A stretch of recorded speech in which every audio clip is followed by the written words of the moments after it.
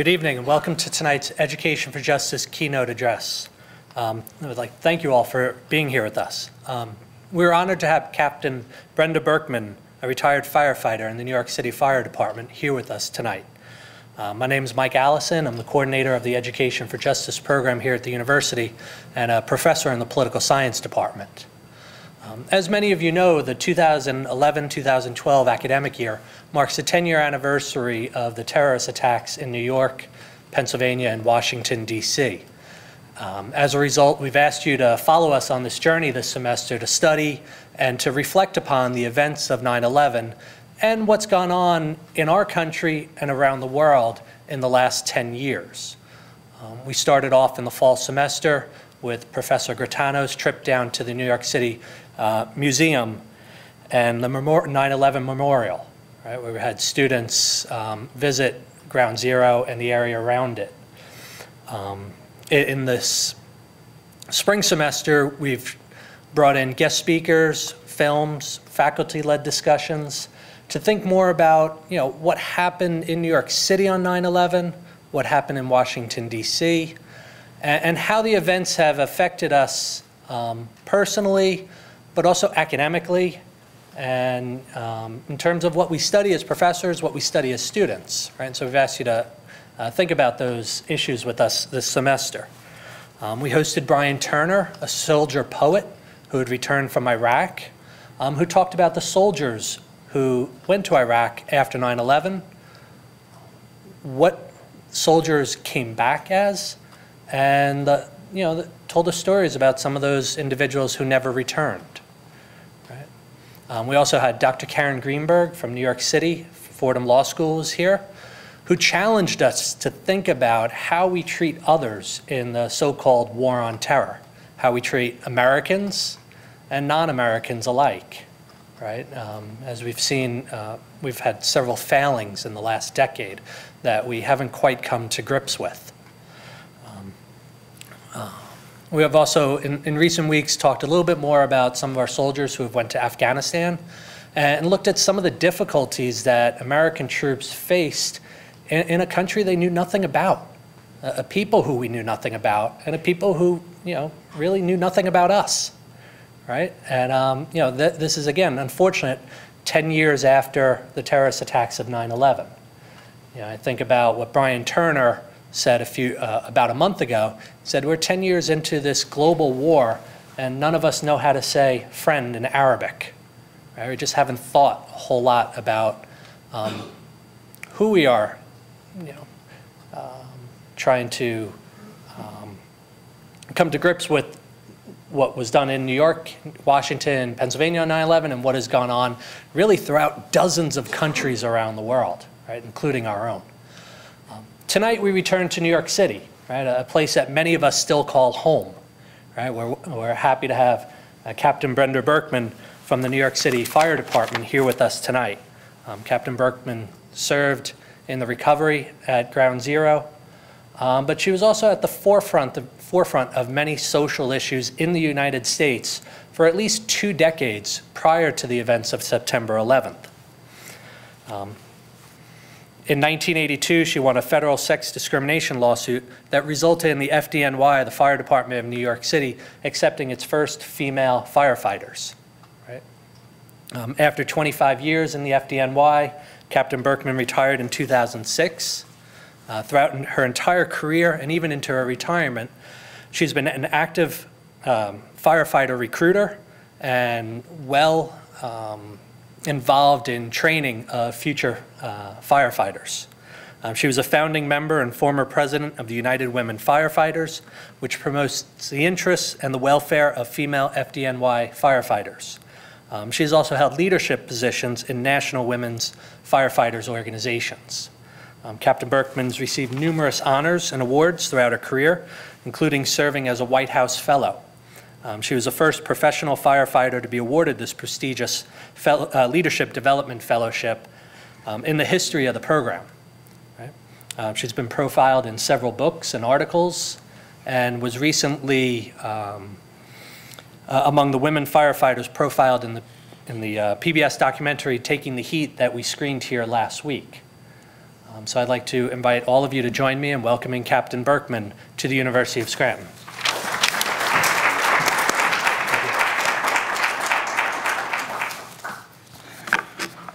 Okay, I got to make sure I got this going right here. Okay. Well, thanks very much for coming tonight. I know you'd rather be at the math bee. And I have to say, it sounds really appealing, but I appreciate that you came out. Thanks to the organizers of this series of films and lectures and classes on the events of September 11th, 2001, and the impact that's had on our country and the rest of the world, indeed, since that date. I'm someone who majored in history. I received a master's degree in American history. And I continue to practice informally as a historian. So I believe that it's very important that Americans look closely and critically at what passes for contemporary historical understanding. I think everyone in this room needs to look beyond the media gloss and the intentional distortion of fact for political purpose to try and discover the truth of what has happened even in our own lifetimes, and to learn from our contemporary history as well as study, the history of the far distant past. So first, a little personal history, because I assume that not everybody made it to Taking the Heat, and I just want to provide some context for those of you who didn't watch the film, so that you'll have a greater understanding of what led up to New York City on September 11th, 2001. As a little girl growing up in the 1950s in the Midwest, there I am at 3 years old in that really nice little dress. That says 1954, you can do the math. And I have on my little fire chief's helmet. My dress, of course, because all good firefighters wear dresses. But those were very different times in terms of opportunities for girls and young women. Beginning in my childhood, I was really very interested in doing lots of activities, regardless of whether they were assumed to be, something that girls should do. So I was a little tomboy, and I liked to play baseball, and I was halfway decent at baseball among my peers. So I applied for Little League. But in those days, girls were not even allowed to apply for Little League. So of course, the coach came up and called my mother up and found out I was a girl, returned my mother's $5 registration fee. I wanted to take shop, because I was interested in making things like birdhouses and stuff like that. Not in sewing. I wasn't very good at sewing. But girls were not even allowed to take shop. Those were the days, and I would say almost everybody, if not everybody in this room, doesn't remember when want ads used to be segregated by gender. You had men's jobs listed, and then you had women's jobs listed. It was a very different time. And I wasn't interested in acting ladylike, whatever that meant. I really rebelled against the conventional wisdom that only a very limited number of occupations were open to women. Girls were supposed to be homemakers, or they could be secretaries. Does anybody remember what a secretary is? It's like, we don't really have secretaries anymore. We have Microsoft. And you could be, if you were a girl, you could be a secretary of an organization, but you couldn't be the president of an organization. Firefighting was definitely not a career option for girls in those days. But then, I got older, and I was in the era of the 1960s. I know you've been studying this in school, where the 1960s swirling around were the various civil rights movements, starting out for racial justice, and then for women and the disabled and the LGBT community, and on through the 70s, 80s, 90s, and up to today. But I was growing up with the civil rights movement for racial justice, and also at the same time, there was a very substantial anti-war movement going on.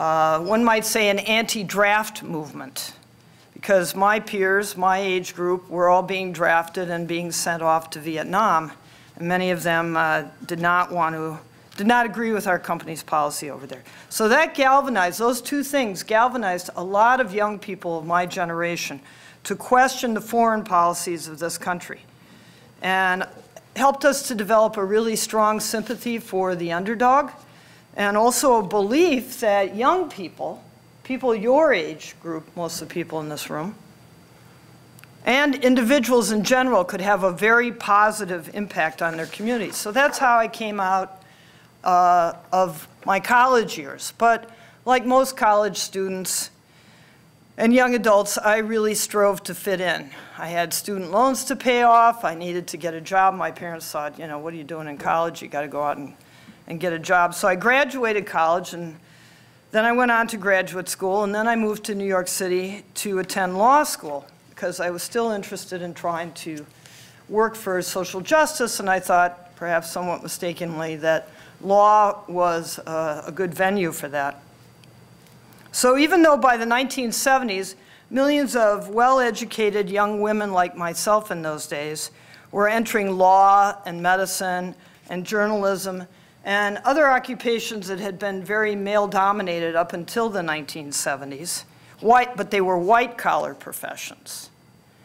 The blue-collar professions, those of construction, firefighting, I would even include police in that, the military, those jobs were still, even in the 1970s, totally identified with men and with masculinity. So firefighting at that point was especially linked with brawn rather than brains. And there had never been a woman firefighter in the history of the New York City Fire Department. It didn't matter if you had been an Olympic athlete who'd won a gold medal. It didn't matter if you'd won Strongest Woman in the World title. If you had been born female, you were not even allowed to file an application to become a New York City firefighter. The quota for women in the New York City Fire Department was 0. So I was about to begin my career as a lawyer. I was in my last year of law school at NYU, and voila, the New York City Fire Department, for the first time, allowed women to apply to become firefighters in 1977. Not really that long ago, 1977. And for lots of reasons, I thought, and which I'm not going to go into here, I thought firefighting would be the perfect vocation for me, and I also thought it would be a good fit for a lot of other women. But unfortunately, the overwhelming majority of male firefighters and the general public, even other women, did not agree with my attitude about that. So although the New York City Fire Department had known for many years, really since 1972 at least, when Title VII, the anti-discrimination employment law, was applied to states and municipalities like New York, it knew that it was going to be forced by law to open the firefighter exam to women. The department really did nothing, absolutely nothing, to prepare for gender integration. The fire department had witnessed the difficulties that the New York City Police Department had when they first started sending women police officers out on patrol in the 1970s. Can you believe it? I'm sure you can't. That prior to the 1970s, women police officers in New York City were either undercover or matrons, meaning that they just took care of women prisoners. They were not allowed to go out on patrol at all. And that changed in the 1970s, and there were all these demonstrations by cops' wives and other people saying, oh, my husband's going to get killed because he's working with this woman and she can't even fire a gun. And, you know, I mean, stuff that seems pretty ludicrous to us now, but that was what was going on with the police department in the 1970s. And also, they saw the difficulties that the U.S. military academies were having with their first women coming into West Point, the Naval Academy, and the Air Force Academy, that there were all this, you know, brouhaha about the first women coming in. The fire department was witnessing that. And they even had a former fire commissioner, John O'Hagan, who in 1974 said that, quote, women firefighters would be a traumatic adjustment when it happened. So instead of trying to think carefully about how do we adapt to this social change that we see it coming down the road, we know it's going to happen, and rather than have it hit us like a ton of bricks, what can we do to sort of ease the transition? Instead, the New York City Fire Department developed a test that they hoped would keep women off the job.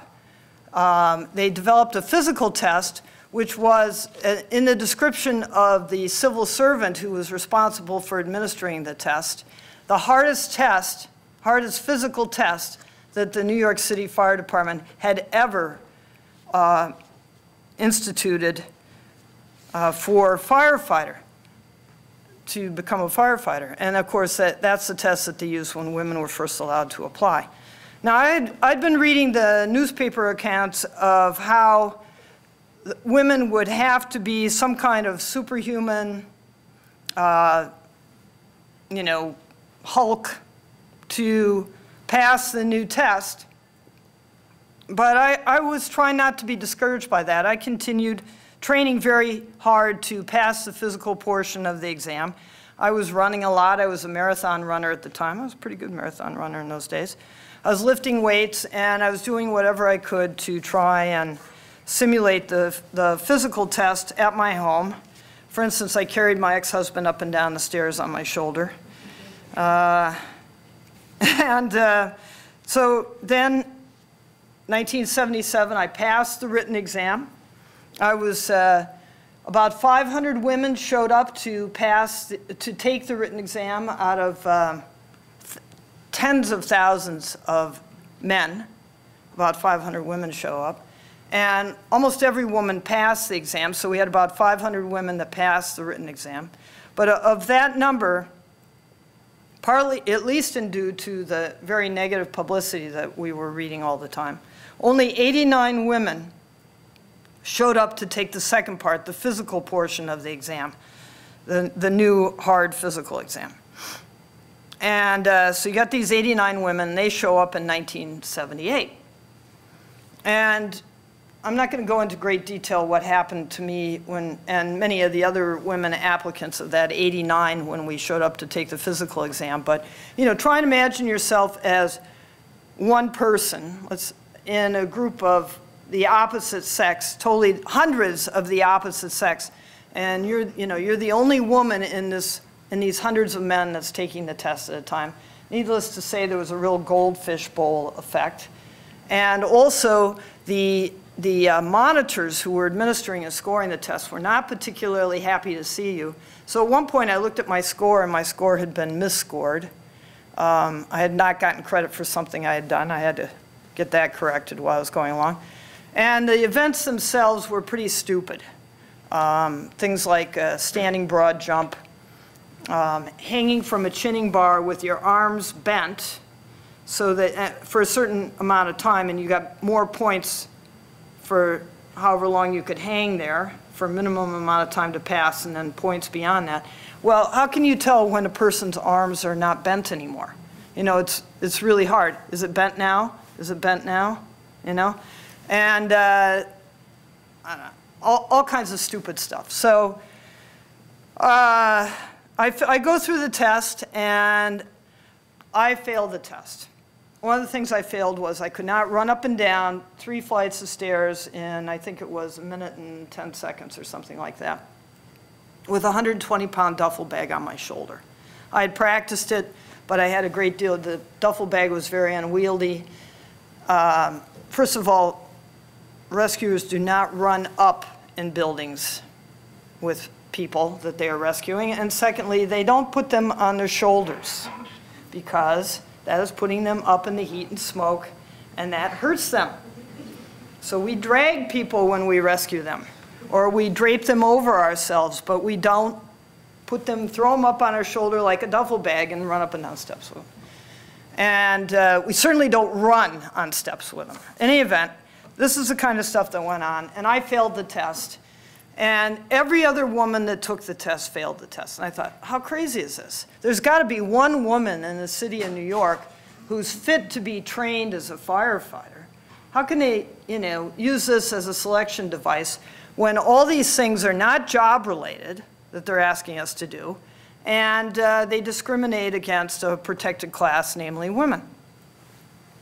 So when I discovered that no woman had passed the physical, I decided to seek some expert advice about the job-relatedness of the exam. I mean, I believe the exam wasn't related to testing the abilities that you needed to be trained as a firefighter, but I wanted some confirmation of that from the experts, the testing experts. So I went to a couple of lawyers and talked to them about, could we talk to some experts about this, have them look at the test. They looked at the test. They agreed with us that the test was not job-related, and we decided to bring this federal sex discrimination act. Action. We made it a class action, namely that we wanted to represent all the women who had taken the written exam, not just the physical exam, but the written exam, because women had been deterred from taking the physical portion of the exam. But we could not find another woman who wanted to join in as a named class plaintiff. So I was the sole named class plaintiff. And the city attempted to knock me out as the sole named class plaintiff because they said I wasn't serious about wanting the job. I was a lawyer. What did I want to be a firefighter for? My mother had the same question. And I was serious about being a firefighter, so I testified under oath that if I won the lawsuit and got the job, passed the new job-related physical tests that they would have to develop, that I would take the job. And the judge believed me, fortunately. And because it was, in fact, true that that's what I wanted. So I won the lawsuit. And this wasn't the first time that a New York City firefighter entry exam had been challenged. About 10 years earlier, the written portion of the exam had been challenged by Black and Hispanic male firefighters, and they had won that lawsuit, saying they had found that the written portion of the firefighter exam was not job-related.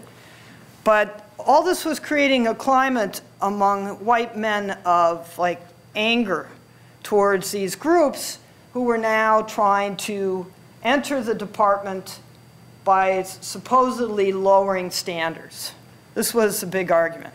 Now, my argument was I'm not seeking to lower standards. I'm seeking to have the department use job-related standards. And if I'm coming on the job, I certainly don't want unqualified firefighters working alongside of me either, because our lives depend on teamwork and on each other. So I'm not asking that people who are unqualified be hired. I'm simply asking that the qualifications, the criteria used to select qualified people be, in fact, job-related. The judge agreed. We won. And 42 women came on the job. Now we're in. And that was a surprise to most people in the fire department and most people in New York City that we won our case.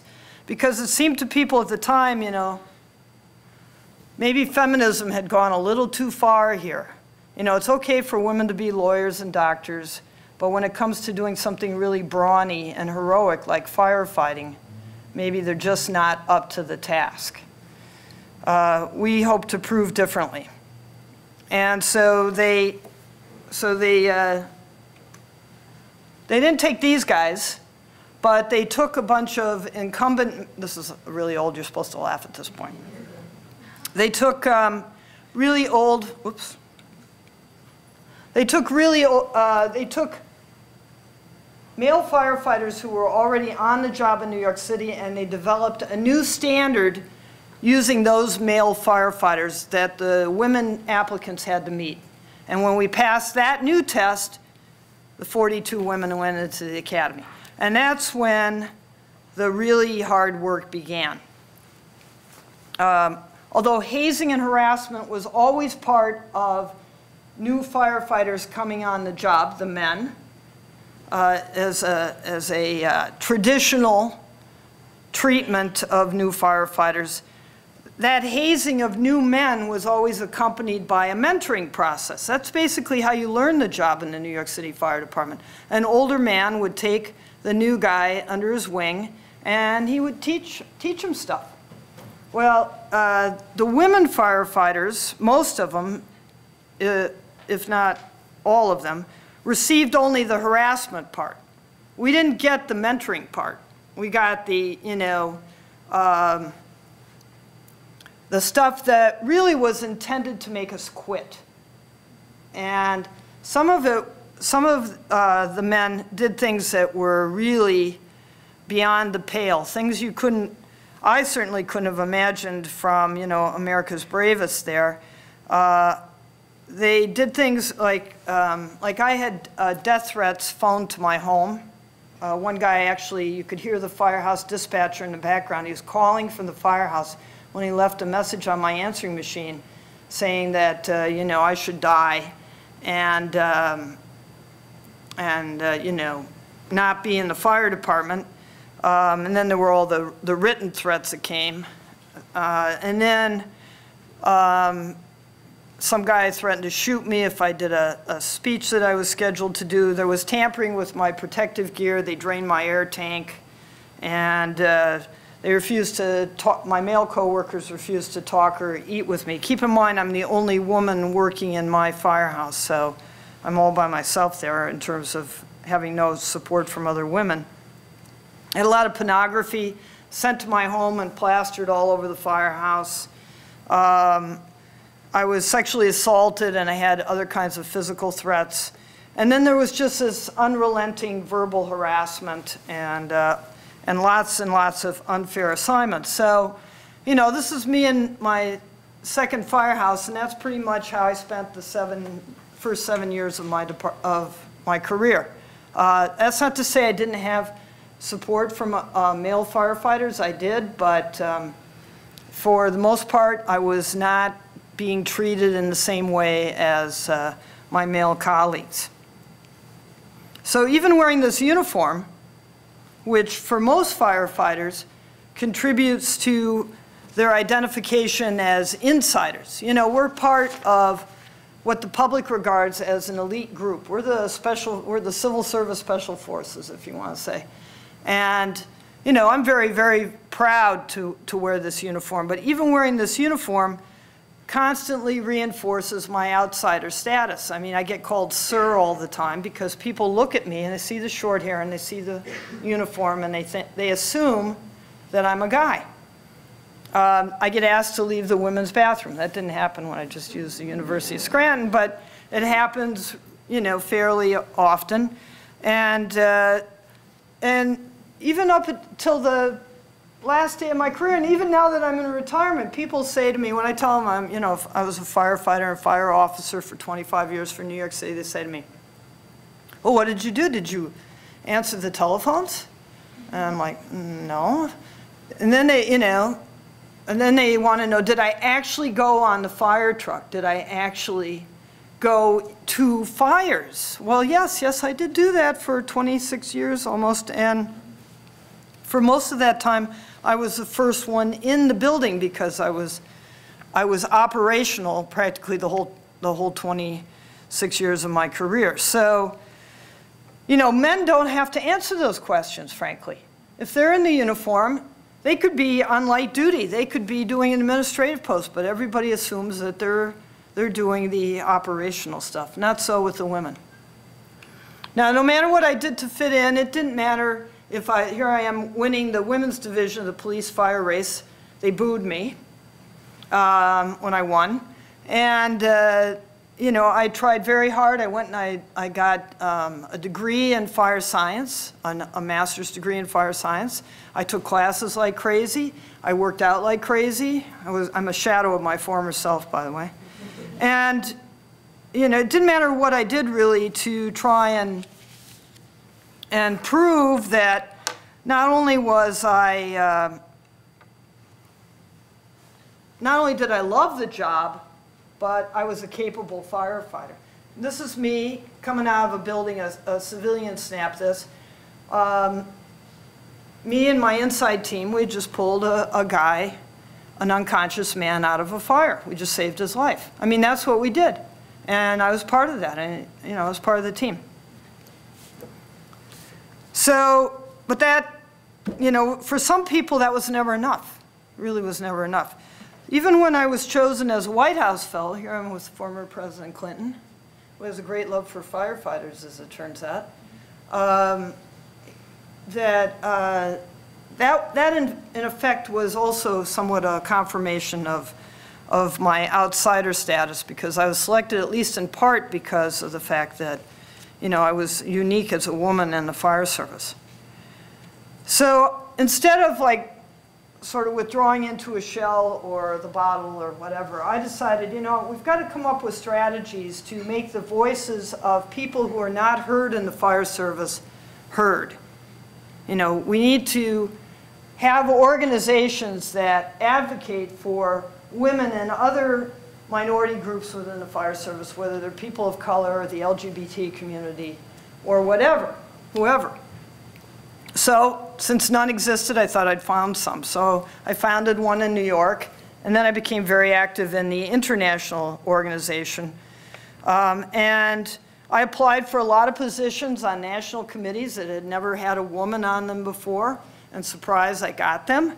So that was good, because, you know, anything that we could do to get a different viewpoint out there, a different perspective, and offer our talents to the fire service was a good thing, I thought. And I began to see how the added value that I brought to the fire service was not from being a little guy, you know, it wasn't like trying to act just like the guys that I worked with. It was from being myself and bringing the perspective of my background and other women's background to the fire service. That's what made our being there very worthwhile. Finally, about 2001, I thought, well, you know, this is starting to work. People are actually starting to accept the idea of women firefighters. We seem to be expanding a little bit, not in New York. We actually went down in terms of numbers after I won my lawsuit, but in other areas of the country, more and more women were being hired. They were being promoted up the ranks. And then we had September 11th, 2001. And, you know, despite years of planning, because remember that the Trade Center had been attacked before September 11th. It had been attacked in, when? Does anybody know? Yeah. Yeah, February 1993. A couple of terrorists rent a van in New Jersey. They drive through the Holland Tunnel, park it in the parking garage of you know, Tower 1, the North Tower. They walk across to Century 21 on the other side. They detonate it. And they blow a 7-story hole in the parking garage of the North Tower and set all those cars on fire. And the smoke goes up 110 stories to the very top. You're all too young, most of you anyway, to remember all those pictures of the thousands of people who had to evacuate the North Tower, and they had all that soot around their mouths and their noses because it took 12 hours to fully evacuate the North Tower. That happened in '93. So, you know, the Trade Center had been attacked before, but nothing could have prepared the New York City Fire Department for September 11th. On September 11th, I had almost 20 years on the job at that point. I was a lieutenant in Ladder 12 in the Chelsea section of Manhattan. I was assigned to a ladder company, which is the group that has all those fun little tools that you can break things with and rescue people and ropes that you can swing down on, and you know, it's really the fun stuff. And I was having the time of my life. I really loved being a ladder company officer, and I loved working in that section of Manhattan. And that firehouse was maybe a mile north of the Trade Center. We relocated down there all the time. I know some of you may have seen the French Brothers film where they started out filming in Engine 7, Ladder 1. We relocated to that firehouse all the time. But on September 11, 2001, I was off duty. I was at my apartment out in Brooklyn. I was intending to go vote and then work in a political campaign because it was this gigantic primary day where there were lots of hotly contested political offices up. So a lot of people were delayed getting into work because they were voting. A lot of people were delayed getting into work because they were dropping their kids off at the first day of school. And then it was one of those gorgeous fall days in New York that nobody wants to go inside. You know, they want to have that extra cup of coffee out on the World Trade Center Plaza. So we think as a result, at 8:46 in the morning, when normally there's 50,000 people that worked in the Trade Center, and another 50,000 people that went through the Trade Center every day on their way to work. On September 11th, that day, maybe there were about 17,000 people at their desks when at 8:46 in the morning, that first plane that had been hijacked from Boston's Logan Airport, about an hour flying time north of the city, the Trade Center could be seen from 50 miles away because there was not a cloud in the sky. He flew the plane straight down the Hudson and crashed it into the north side of the North Tower at about the speed of takeoff and ignited that enormous fireball. Now I'm in my apartment in Brooklyn. It's 9 o'clock in the morning. I don't have the TV on. I get a phone call from Kentucky. My friend says to me, turn on your television. Turn on my television. I see the North Tower burning. Remember how well, you don't. You're too young. But the news commentators initially said, must have been a small plane. We had that all the time, small planes flying around. We just had it, small plane and helicopter boom into each other over the Hudson. I'd been to a bunch of them where they, dumped themselves in the East River of the Hudson. But I looked at the picture of the North Tower burning on television, and I knew that was not a small plane. And I immediately thought terrorism, because I knew that any commercial jet pilot would have taken a plane and dumped it in the Hudson River like that guy Sully just did, before they would have flown it over into an area where they knew there would be tens of thousands of people. So I immediately leave my apartment. We don't keep our gear at home. We're not volunteer firefighters. It's all in the firehouse. My firehouse is north of the Trade Center. They were shutting down all the public transport and the bridges and tunnels. I thought, never get into the firehouse. So instead, I ended up running to a nearby firehouse near where I lived, which was the firehouse that I'd been promoted out of, engine 219 and ladder 105. And I get there, and now, while I'm out on the street, running towards the firehouse, remember I heard this at 9 o'clock in the morning, I'm out on the street, I heard that at 9:03, a second plane, also hijacked from Boston's Logan Airport, also basically flown straight down the Hudson, crashed into the south side of the South Tower. Now we got two enormous high-rise fires going in lower Manhattan. 210-story buildings, each floor of which was 1 acre in size. 110 stories doubled. And I think, okay, get to the firehouse for the New York City Fire Department couldn't have happened at a worse time. It was our change of tours, which meant that all the folks who'd been working the night before were basically still in the firehouse, and all the folks who were coming in for the day tour were in the firehouse when the planes started hitting. And everybody hopped on the fire truck, whether they were on duty or not. Off they went, across the bridges, through the tunnels. So by the time I got there, and there were about 5 or 6 other off-duty folks that walked in about the same time with me, what we saw was nothing. There's nothing there. There's no fire truck. There's no equipment. There's no communications. We had no radios. We had no breathing apparatus. We had no tools. It had all gone away on the fire truck with all those other guys. And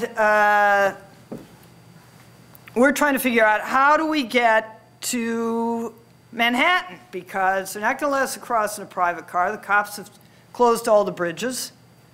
And so we went next door to the precinct. Precinct said, oh yeah, they give us a van with a cop. They didn't usually talk to us. So we were a little surprised by that. So when we go back to the firehouse to wait for the cops, I take a guy's gear that was about my size, Vinnie Brutton. He was the captain in the ladder company there, 105, which was the company I was promoted out of.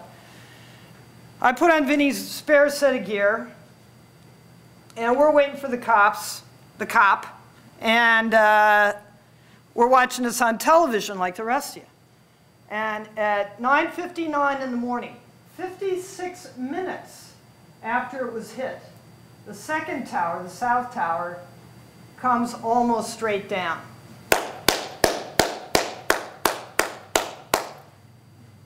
That's about how long it took for a 110-story building to fall down. About 11 seconds. And it created these hurricane force winds. It created a, I forget what it is, a 4.0 or 4.5 earthquake. And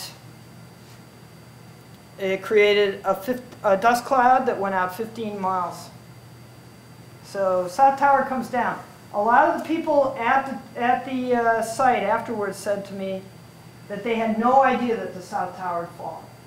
People who were there knew less about what was going on at the Trade Center than people who were watching on television. Because you're looking up, you can't see anything 110 stories in the air with all that smoke and debris coming off the buildings. As a matter of fact, not just debris, for the North Tower where the plane had hit between the 93rd and the 98th floors, that was the point of impact, and cut off all means of escape above.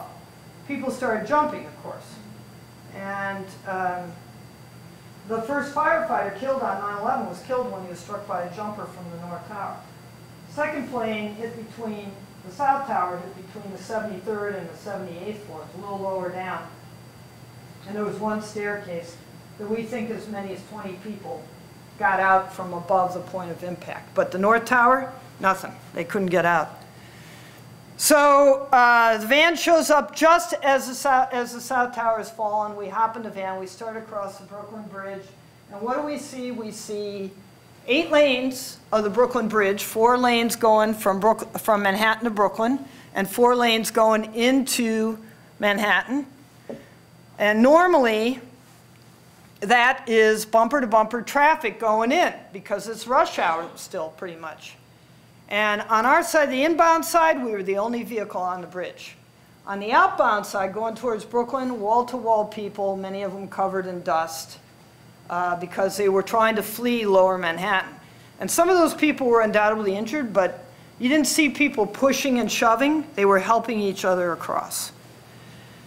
And we start across. Just as we get to the Manhattan side of the Brooklyn Bridge, the North Tower comes down. About an hour and 20 minutes after it was hit, the North Tower comes down.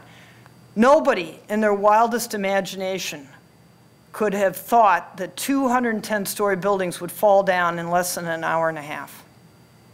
I mean, it's just inconceivable. But it happened. And there was so much dust in the air, and we were sitting in our little van, that the police officer turned on his windshield wipers because we couldn't see out of the van, and we were more than a mile away from the North Tower. So we tell him, stop at City Hall right there on Broadway, and let us out. And we get out, no breathing apparatus, no means of communication, right? We're coughing and everything, rubbing our eyes, really nasty. And I look, and standing there on Broadway is a New York City fire chief, covered in dust, and he's got his aide standing next to him, and they have a little board, and they're handing out assignments. And so I walk over to him, and I say, Chief, give me an assignment. And he knew me. He says, Brenda, you got any firefighters with you? And I look, and standing there on Broadway like they were waiting for me are a bunch of my off-duty firefighters from my firehouse, Engine 3 and Ladder 12, and they're standing there. Now, they didn't have any equipment either. They just had the gear on their backs and a couple of pieces of rope and some, because like everywhere else, all those fire trucks were already at the Trade Center. Thousands of New York City firefighters had been sent there prior to the collapse of the towers. So there they are. He gave us an assignment. We start walking towards the Trade Center. When I tell you it was worse than anything you could possibly have imagined. I mean, you can't get a sense of it from the films that you watch, from the television coverage of it. You just can't. I had been there so many times. I'm staring at a 12-story burning pile of debris, and nothing is recognizable. I just didn't know where I was. All the street signs were either knocked down or covered in dust. It was chaotic, completely disorienting, scary beyond belief, because at the time they were saying there were still a lot of planes in the air, you know, and then one went down in Shanksville, one went down and one hit the Pentagon. We didn't hear about that until later, but there was all these rumors. The cops were telling us there was a dirty bomb in the post office right by the Trade Center. They were telling us that all the other buildings, which were all on fire, all around the perimeter, all the buildings, you know, caught fire as a result of the debris being blown off into them, and fires started by the collapse of the Twin Towers. All the smaller buildings at the Trade Center, keep in mind there were 6 buildings altogether on the Trade Center. The 2 towers, but there were also 5 smaller buildings. And then there was 7 World Trade Center, which stood just north of the site, and that was only a 47-story building. And when I got there, that was on fire, 47 stories top to bottom. So we're looking at this. And at 5:20 in the afternoon, everybody forgets about this, that building fell down, straight down. And even though we knew that was going to fall down just like the Twin Towers, we still weren't far enough away from the dust cloud and, you know, big chunks of concrete and stuff, you know, it was running, covering their heads all again and all that.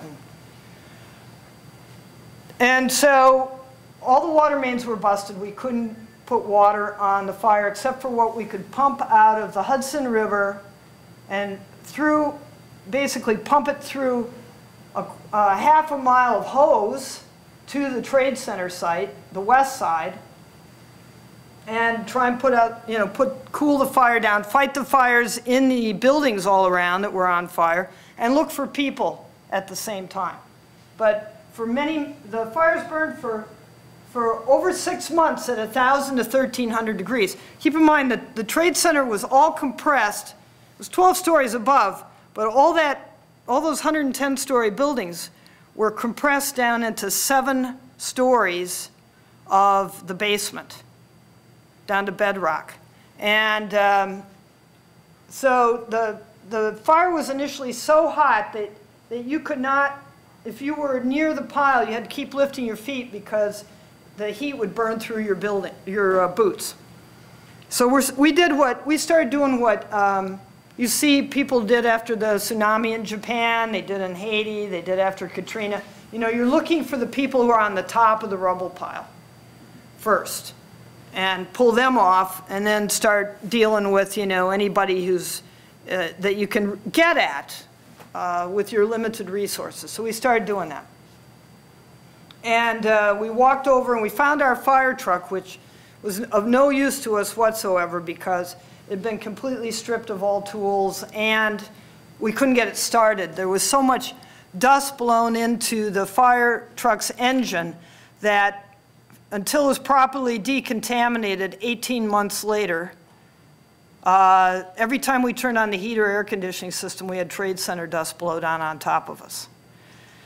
So we couldn't get that thing going, and eventually, a day or so later, it got back to the firehouse somehow. But we started looking for survivors, and we did not find a single survivor that day. About midnight, I had had a bunch of folks who had come down there with other fire companies who had lost track of the people they had come with.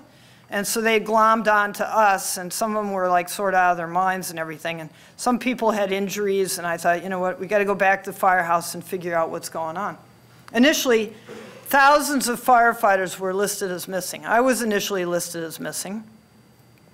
We get back to the firehouse and we discover that Ladder 12, my company, the on-duty lieutenant and the on-duty guys and all the guys who went down with him, they're sort of nowhere to be found.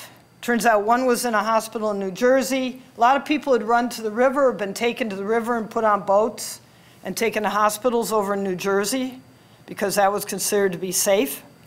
And some people had, you know, they'd scattered. Some had gone home, some had gone to other firehouses. It was really a logistical nightmare. And then ultimately, within a couple days, we discovered that the on-duty lieutenant, my rank that day in Ladder 12, Phil Petty, he was killed in the Marriott Hotel with two of my firefighters they were rescuing people, they were evacuating people from the Marriott after the collapse of the South Tower when the North Tower came down and killed them. Firefighters who were standing only 10 feet away from them survived, some of them with only minor injuries. So, you know, it was really, really luck of the draw. So about midnight on September 11th, I decided I had to go back out to Brooklyn, and because all the cell phone, you know, all the phones were out. North Tower had all the telecommunications on top of it. Ooh, that giant antenna coming down, right? And so I went back out to Brooklyn, and on the way I decided I was going to drop off Vinny's gear, spare set of gear. So I stopped at Ladder 105 because the subways were running for emergency service people, and discovered that all of Ladder 105, including Vinny, was missing, and we never found any part of the folks from Ladder 105. We did recover the 3 firefighters' bodies from my company about 2 or 3 weeks after 9/11. They were in the Marriott, what was left of the Marriott. And then my battalion chief was killed in the South Tower. He was on the 77th floor, the point of impact of the South Tower, when the South Tower came down. And we never found any part of Chief Palmer or his aide. I had worked with about 250 of the 343 firefighters that were killed that day, and many of them were my closest friends. So, despite all that, you know, we were incredibly proud in the fire department to be firefighters. We were incredibly proud to be New Yorkers and to be Americans. Most emergency service workers do not think of themselves as heroes for doing their jobs. We put ourselves at risk every day to help our neighbors in every circumstance that we can. We're not fearless, but we do our work even when we are afraid. So in the first days after September 11th, you know, the world saw that up close and personal. They stood in awe of the power and love and bravery that was demonstrated by New York City firefighters, both on 9/11 and in the many days thereafter. What amazes me is that nobody was killed after 9/11, because that site was so incredibly dangerous. For months afterward, when we were working there, I was there again on the 12th early in the morning, and I got cut because it was all steel and rebar and you know, sheet metal, very, very sharp. But nobody got killed after 9/11. On the other hand, we never found anyone alive after 9/11. So out of the thousands of firefighters that were there that day, we lost 343 New York City firefighters. We lost 27 New York City police officers. And because the Trade Center was so big, they had their own police force, and we lost 37 Port Authority police. So many weeks and months I was down at the Trade Center. Initially, everybody was in the fire department was down there that was on duty in Manhattan, where I was assigned, and parts of Brooklyn. And then they started rotating us through there. Well, because we only had 2 out of our normal complement of 4 officers left, I waited until April to go and work there full time. At that point, obviously, it was a recovery, not a rescue effort. A couple of weeks after 9/11, they made a determination that there were going to be no live people in the rubble pile, and so they turned it into a recovery effort. And we were very, very conscientious about trying to recover anything that could possibly bring peace to the thousands of people who had lost their loved ones at the Trade Center. 2,749 people killed at the Trade Center.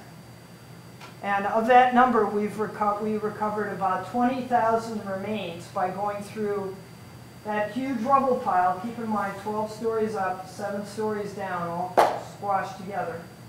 Nothing that even looked like it belonged in an office building until we got down to the very bottom of the pile.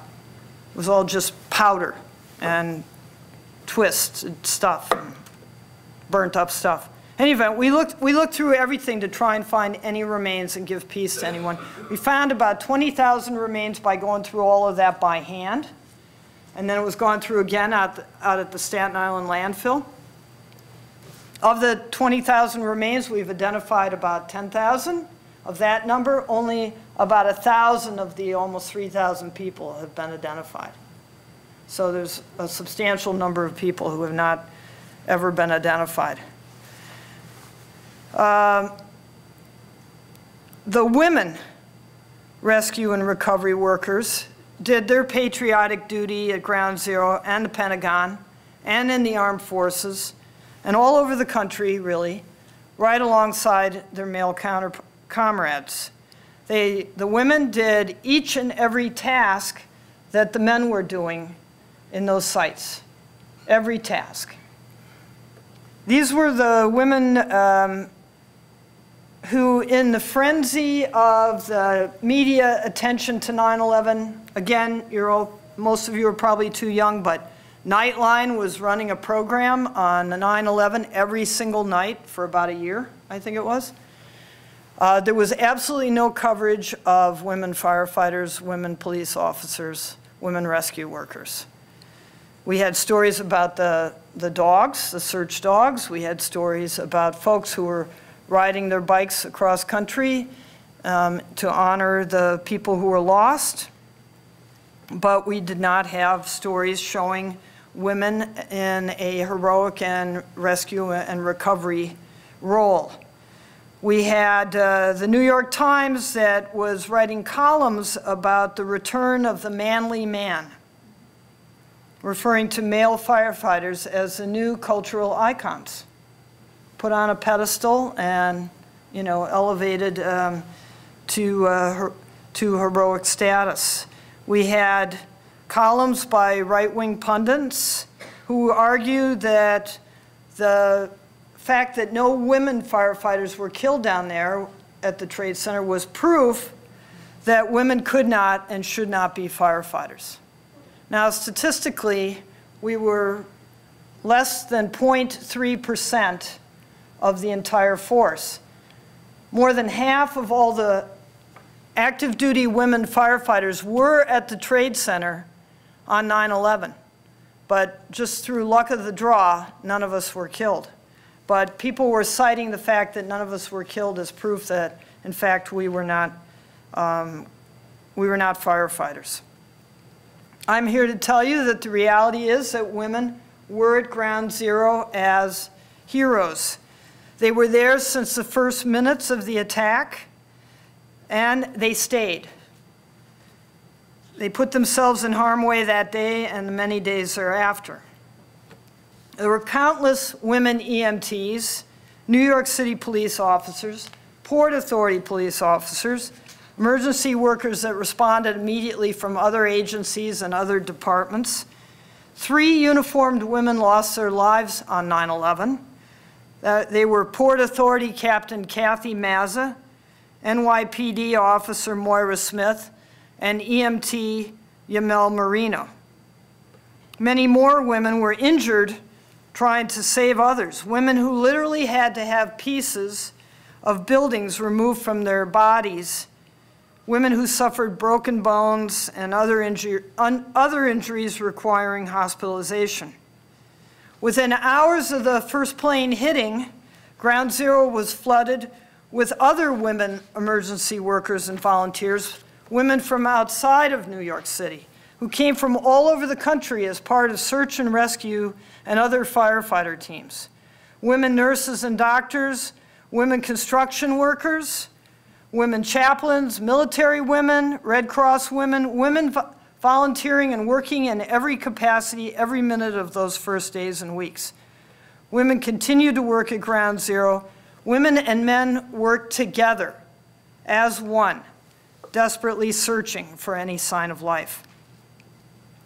The reality is that women contributed to the aftermath of the World Trade Center attack in every imaginable way. But the face that the media put on the rescue and recovery efforts in New York City was and is almost exclusively that of men. You don't see the pictures of the stories about Captain Kathy Mazza of the PAPD shooting out a window in the World Financial Center to allow hundreds of people to escape the collapse of the towers.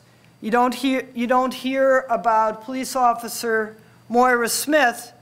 There's actual pictures of her leading a bleeding man out of the South Tower before she went back in to help other people to escape from the South Tower and was killed when the South Tower came down. And you certainly don't hear about EMT Yamel Marino, who was in her ambulance treating a patient when her ambulance was crushed by the collapse of the towers. There were these women and the countless other women who were working on the pile of debris to try and rescue and recover anyone. The invisibility of women rescuers and the hundreds of funerals for their fallen comrades, men that we worked with for many years, our friends, our brothers, that added to the horrible hurt that we felt at their loss.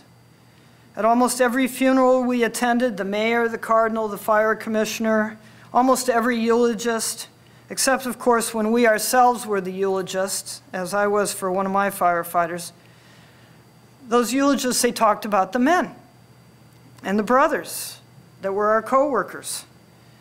But they did not talk about any of the women as people who had also suffered loss. The word fireman totally eclipsed the gender-neutral and correct civil service term firefighter. Not quite as often, but still all frequently, the same happened with policemen returning to the vocabulary rather than police officer or cop. Contrary to the media portrayal of the heroes of 9/11, the heroes were and are both genders, all ethnicities, all religions, the LGBT community, all types of people, and many occupations.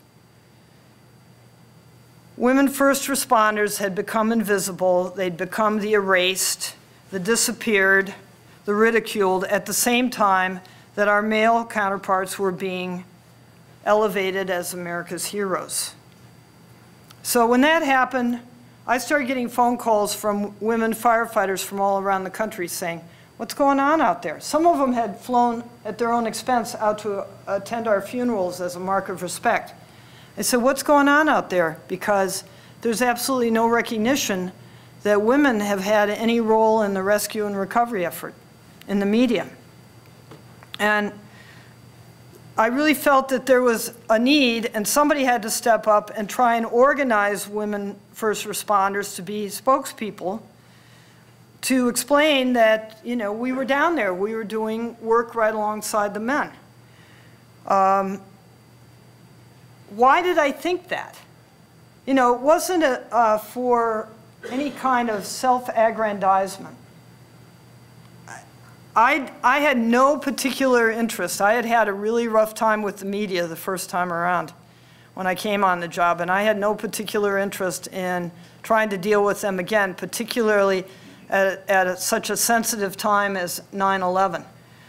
But I felt that the reason that it was so important for that message to be out there was because that very fact is what makes our country strong. We're not Afghanistan. We don't automatically exclude 50% of the population just because they happen to be born female from opportunity. We're not other countries where women are, you know, relegated to the absolute bottom of the social heap. We use the talents of all of our people, or at least we say we do. And when in fact that occurs, as at 9/11, we see that coming together, men and women in a spirit of self-sacrifice, all working together for their city, their country, that is an inspirational message. That's the message that should go out there, that look how we as a country value all of our citizens and allow all of our citizens to participate in and contribute to what makes our society great. I thought that was an extremely important message to have out there. And so despite the fact that I took a lot of abuse for putting that out there and trying to bring the spotlight on women who had been contributing at the Trade Center, I just, I and other people who believed in that same message, including like the authors of the book, The Women at Ground Zero, some of the women cops, some of the other women firefighters, women who were at the Pentagon, all of us were trying in our various ways to show the American people and the world that our women were contributing equally with the men and in that same spirit of self-sacrifice. Didn't work so well, actually. I'm sorry to say. There were a lot of instances where we thought that women in the media, for instance, would be interested in that take on the 9/11 story, and we found out that, in fact, that was not the case. We actually filmed an interview with Nightline, a group of women firefighters, talking about what our role had been on 9/11 and the many days thereafter, and they refused to air it. So last year, with the 10th anniversary of 9/11 approaching, and I knew there was going to be media attention all over again, I thought that that anniversary would be the opportunity for our country to reflect on and possibly even flesh out the real historical record to correctly recognize the role of women first responders. So again, to my dismay, but not entirely to my surprise, there was little interest in the media to interview or report on the women who had served on 9/11. Much of the coverage was simply a rehashing of the earlier stories which had overlooked women as full participants. A notable exception was a piece that was done by Soledad O'Brien for CNN called Beyond Bravery, the Women of 9/11, which she looked candidly at the media's disregard of women first responders and profiled many of the women who had been at the Trade Center. For the most part, interestingly, the foreign media was much more interested in the story of women first responders than our own media, which I found very odd, but that was the case. So why has this happened? Why has the reality that women were and are on the front lines domestically and abroad in the war against terrorism, why has that been a story that has not been put out there? We've seen this happen in the past. How many people knew anything about the contributions of our grandmothers during World War II until very recently? Even though I was a history major, I didn't know about that until I got into graduate school and started studying it. Where other groups that have been sort of disappeared, the activities and things that had happened to them. The Japanese internment camps were not, widely covered or part of our historical record until very recently. There's, certainly lots of historical amnesia that has occurred in our past. And those kinds of mistakes should have taught us that it's important to recognize the patriotism of all of our citizens. At the very same time that their families were being interned in camps during World War II, Japanese American soldiers were fighting in Europe in incredible battles to preserve our country's freedoms while their families were being held prisoner here in our own country. So that kind of story is very important for us to understand as Americans. took us a long time to learn about that. The struggle against terrorism and the struggle to preserve our way of life is going to be a long one. We're going to need to show our children and the world exactly what it is that we're fighting for here. This struggle is not to preserve buildings. It's not to keep the trade center from the next trade center from falling down. It's a struggle to preserve freedoms and opportunity, including the rights of women to participate in every aspect of our civic duties.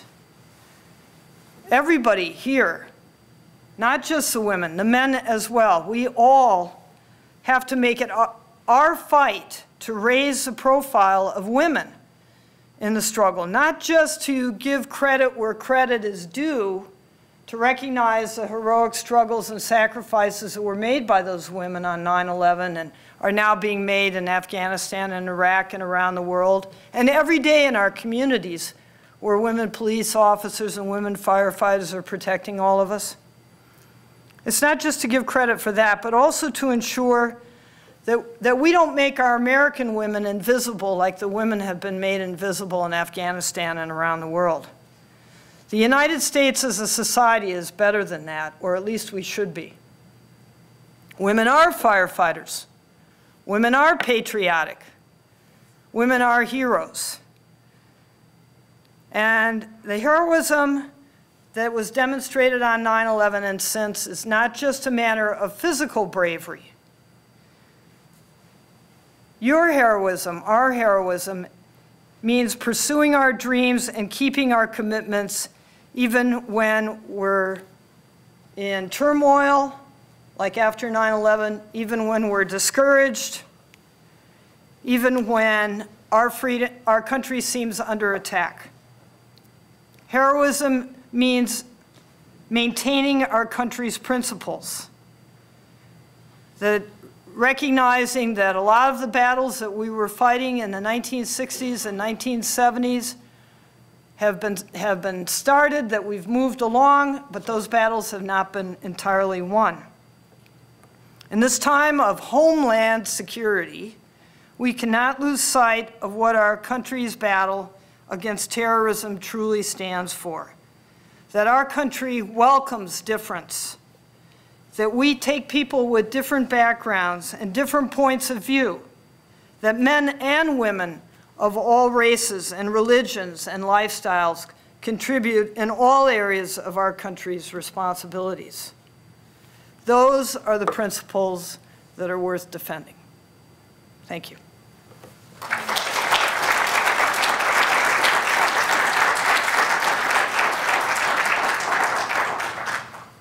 I can't remember if I got through all these. Oh, nope. FDNY is still the greatest job in the world. And it is. So, I went way over, didn't I? That's okay. Okay. Well, thank you very much. I know Captain Berkman has agreed to take some questions. If anyone in the audience, please just maybe stand up and ask. Oh, look at that. Yes. So first of all, thank you so much for being here. Just don't get up. I did deliver a baby during my career. Yeah, but I don't want to do it again. No, it was nice, but it was very nice. Thank you so much for being here. Really interesting story for a long time. So to hear it firsthand was really great. And just thank you for being a pioneer. It sounds like there's still a frontier out there to be worked and travel. Some stuff left. It's great that kind of have the wagons on the deliveries. I'm wondering if you could say a little bit about where you drew your strength from. It sounds like you said 7 years Yeah. of being at a job where you're essentially treated as less than equal to your coworkers. Did it come from your family? Did it come from friends? Was there a community? Yeah. Well, How did you survive that? I know people ask me that all the time, and I think it's because I'm like at least a little crazy. I got a very strong sense of the need to give back to people less fortunate than myself from my parents, and I was encouraged by adults and teachers to, you know, try and be as reach my full potential. Let's just say it that way. I had studied history, and I knew that social change doesn't happen overnight. I had looked at what had happened to the female police officers. While I was still in law school, actually, female police officers had brought a discrimination case. They were being treated very, very badly out on patrol. And they'd been laid off disproportionately during the layoffs. And so they brought a lawsuit, and I had seen what had happened to those women who had stood up to the New York City Police Department. I saw how terrible they were treated. I knew people like Susan B. Anthony and Elizabeth Cady Stanton were mocked when they traveled around the country to give speeches arguing for votes for women.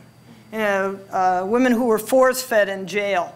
I mean, after they had chained themselves to the White House gates in the first public protest of our government's policies at the White House. I knew all that stuff, and I knew that it was not going to be an easy road. And nobody ever does this stuff by themselves. I had the support of some of my male coworkers, friends, women police officers and women in other non-traditional jobs, women from around the country in other fire departments who were indeed finding an easier time of it than I was, and that gave me a lot of hope, because I saw that it did not have to be as terrible as it was in New York City. So all these different things, and then underpinning all of that were two things. One is, I really loved the job, and I thought I was pretty good at it. And that kept getting sort of confirmed in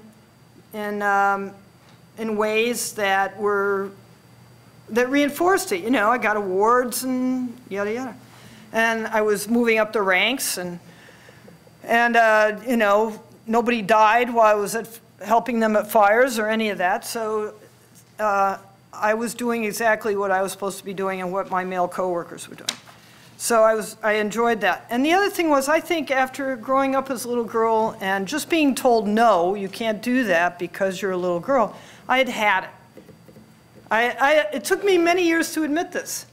I think I just had it. I was up to here with that, and I thought, no, I'm not going to live my life that way.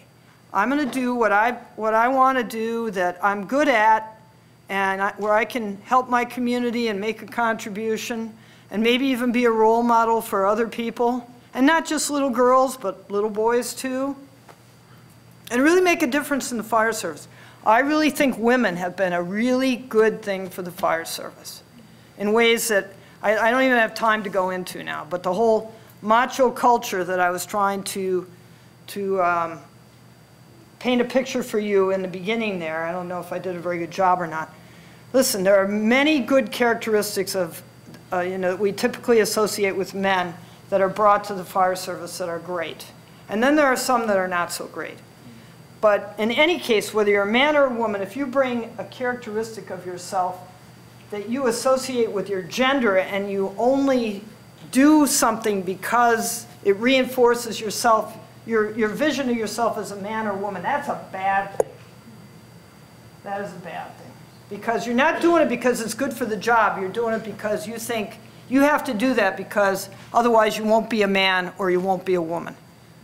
And I really confused you. But that's a long answer to your question. I had all this support, and I had a strong belief that what I was doing was not just for the benefit of me, not just for the benefit of women, but really had a good outcome, a good impact for all of us, for the fire service and for the communities that they serve. Yes? Coming from a standpoint of someone who fought so hard for equality in this type of profession, but I'm just curious what your thoughts are on all these recent trials and allegations that the test is centered towards a certain population demographic. If you have any low levels of it. Well, the thing is that however you go about choosing people for a job, the most important thing is that you choose qualified people. Then it comes down to what are the actual qualifications to be trained to do the job. And you know, we do not yet live in a society where people are on an equal playing field. All you have to do is go to an inner city school and compare it with, say, the suburban school that I went to as a child, and you see that immediately. Everybody's going to have to know how to read when they come on the job as a firefighter. They're going to have to know how to remember things in their head, you know, so that when they go into a dangerous environment, they don't get lost and those kinds of things. It's really difficult to test for some of those things, and also a lot of those things are trainable. So you have to figure out what is it that we need as the beginning abilities for people. And not just use testing as a way of eliminating reducing the pool to be higher, which is what it's typically used as. It has to actually be job related. How the EEOC goes about determining what's job related, over the years out of necessity, I had to become like a mini testing expert. And I'm not sure I entirely agree with the way that they go about developing or validating testing procedures. But that's the way that they go about it. And right now, they develop these standards using the incumbents in the job. So I've seen how bogus that is. I've been part of those incumbent development groups. And they put us in a room and they give us a little questionnaire to fill out, and people do not take it seriously. They really don't. It's, so there's a lot of problems with testing procedures in general for these civil service jobs. But there is no perfect test. There's no perfect test. So it becomes a process of you put people into training, you work with them, you may have to fail some people out at that point. They may get, you know, they may go through some more processes for training, but recognizing that there are populations. Listen, young white men who come into the fire department in New York have traditionally had family members in the department. They encourage them to take the test. They push them to study for the test. They give them past tests to study from. There's populations, including women and men of color. They don't have those kinds of advantages for the most part. So I don't know if I answered your question. It's a mess. It's a mess. You do the best you can. And so far, we've had all kinds of different things happen. Terrible things happen. Blacks got hired. Oh my gosh. Black men. Women got hired. Oh, terrible. LGBT people have come out in the fire department. Oh, terrible. And yet the fire service goes on. It continues on, and it thrives, and it provides a service to the community, despite all those social changes that it's incorporated or not incorporated. Yes? Thank you for your service. That was definitely a compelling presentation. I just want to know, did any of the women who applied to become a firefighter ever say why they didn't join on the lawsuit? Okay, now I'm not getting it. Didn't you say that the women who applied to be a firefighter, they didn't join in on the lawsuit? They did not join in as a named plaintiff, right? I was the only named plaintiff. When I won the lawsuit, they appeared and took the new test and took the job, which was fine with me because what was I going to do? You know, you can't force people to do something that they don't want to do.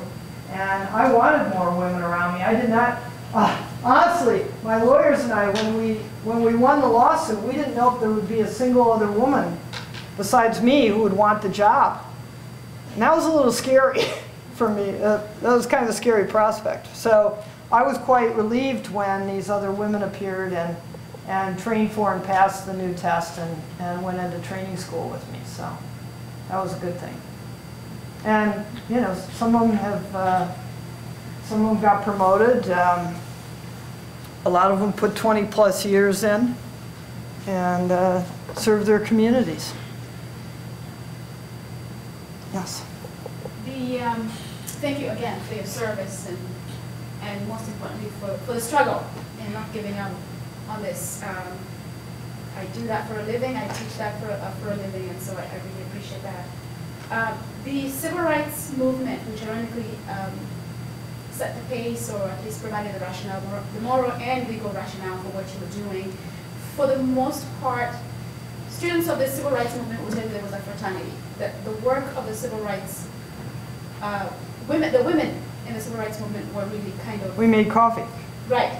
Exactly. They showed up. Yeah. We made coffee. They clapped hands. That's why we had to have our own movement. That's right. And so you don't see the faces of it. So that's very much similar to what you just stated today. But my question is about the women in the media who were at first not only uninterested in the story, but even when they were interested, they were quite provocative in the way they chose to write that story. So The Return of the Guy, for example, is an example of it. And can you just talk about how that felt and what your expectations were and so on in terms of expecting the women to stand in solidarity with you against the women in the media? Yeah, I mean, it's hard to really know people's true motivations and, you know, what's going on in their heads and their hearts on this stuff. But I think a lot of it can just be traced to the overall second-class status of women. I mean, okay, we have a woman Secretary of State. We have another one, we have Madeleine Albright.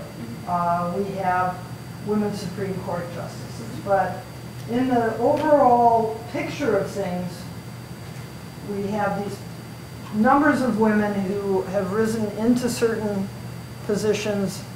They're in certain occupations, but we're not really at the place where women and men are totally free of gender stereotyping to be able to accomplish their full potentials.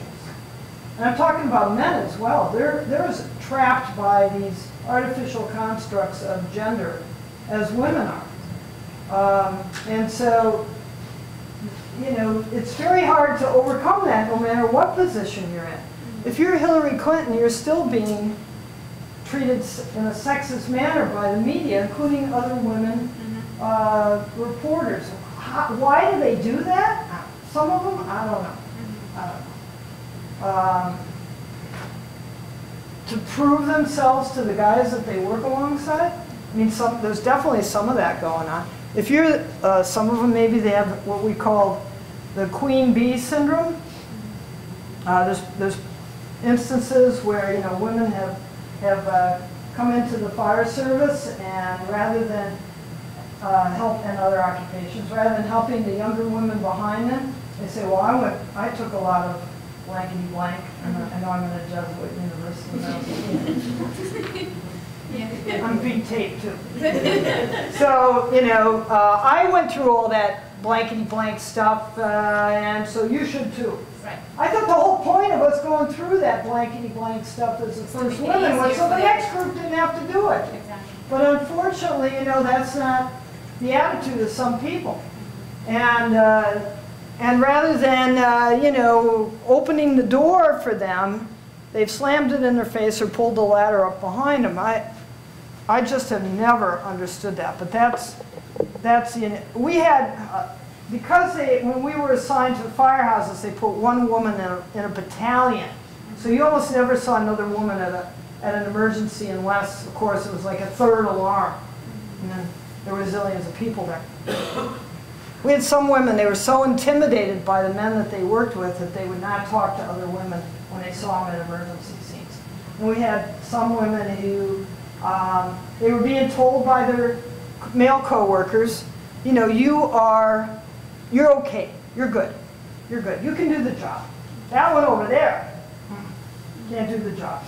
And these goofy women bought into that crap, you know? I mean, the minute they walked out of the kitchen, it was like, you know, the guys would, she can do it.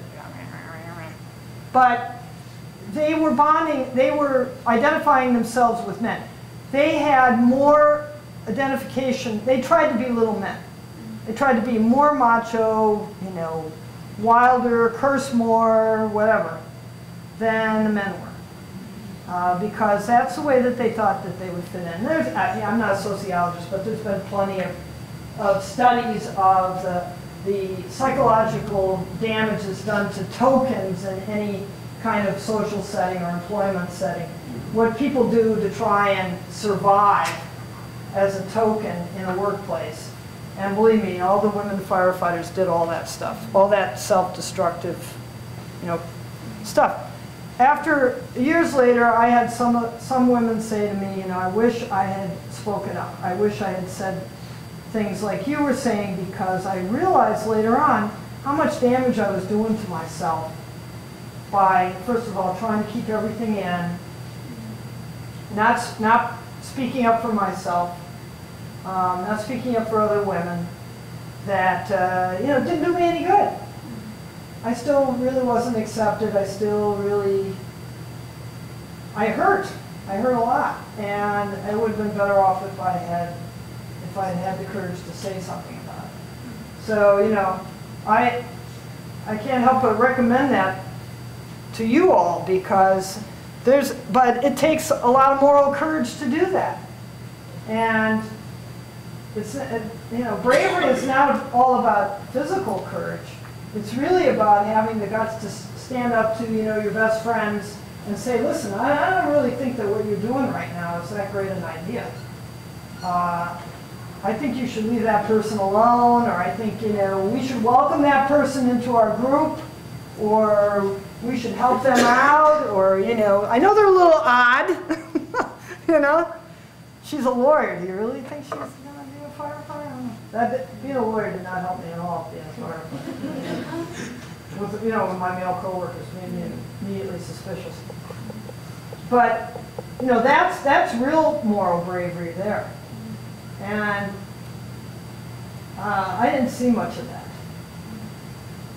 I'm hoping you all will go out there and give us more of that. It's really hard to do in times of national crisis, because people don't want to hear the dissenting voice. They're scared, and change is scary. That's why there's so much resistance to it. If it were not scary, you know, everybody would be, oh yeah, let's change, great. But it's really scary for people. It undermines their whole sense of themselves and their security, especially when they identify their job with their gender, with their masculinity. If women can do it, I must not be so much of a man. All right, long answer again. You want to see what I'm doing now? Okay, I retired. Oh, there's some girls. Those are the mostly baby firefighters with me at my last tour. Look how cute they are. And there, it's great to be a fireman. Never quite get away from that. And so I started doing a lot of volunteer work, and we went down to the Gulf, a whole group of women firefighters from all over the country that I organized, and we worked after Katrina.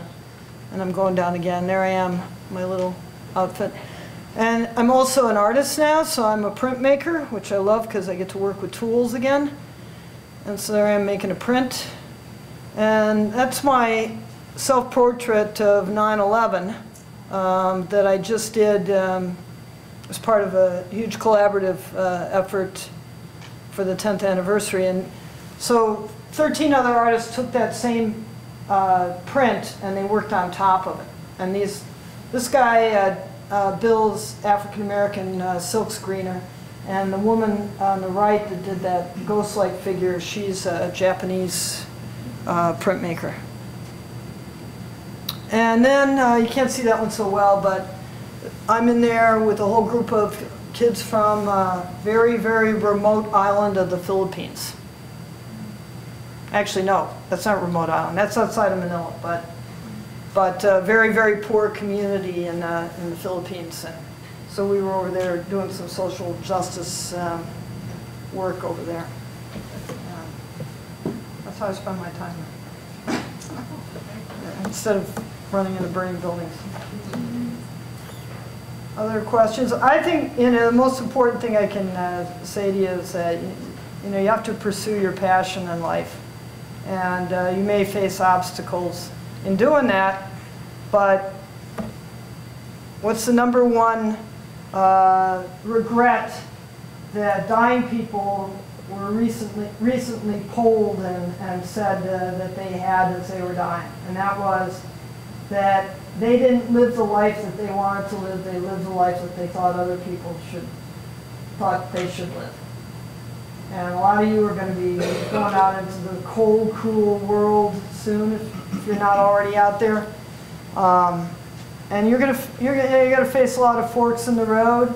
And you're going to have to make decisions that take moral courage. You're going to have to decide whether to pursue your passions, whether to help other people along the way. And I hope you do both. Thanks a lot.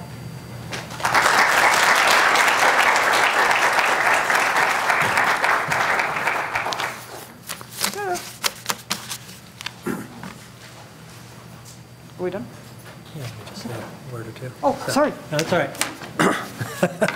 So I want to thank Captain Berkman for joining us here at the University of Scranton tonight and sharing her powerful life story, as well as her firsthand account of life at Ground Zero and the months in the recovery afterwards. She's definitely given us a lot to think about, particularly as it regards, I think, our moral responsibility to do the right thing, even if it comes at great personal and professional cost.